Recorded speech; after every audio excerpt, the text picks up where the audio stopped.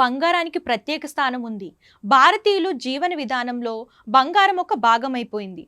పెళ్లిళ్ళు, శుభకార్యాల సమయంలో బంగారం అనేది ఖచ్చితంగా ఉండాల్సిందే.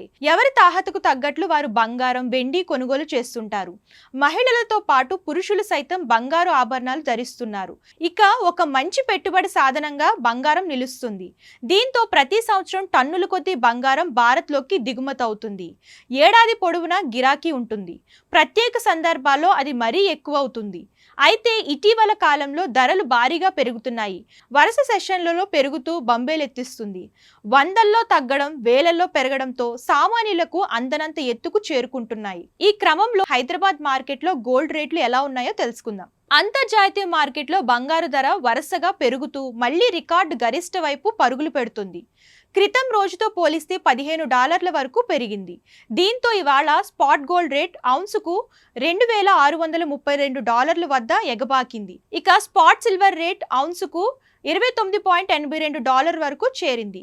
మరోవైపు ఇండియన్ రూపాయి విలువ కాస్త కోలుకుంది.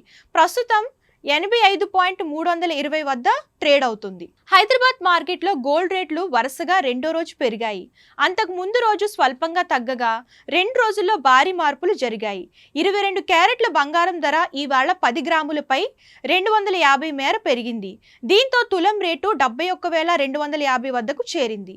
ఇక 24 క్యారెట్ల పుత్తడి ధర తులంపై 280 మేర పెరగడంతో 77,730 స్థాయికి చేరింది.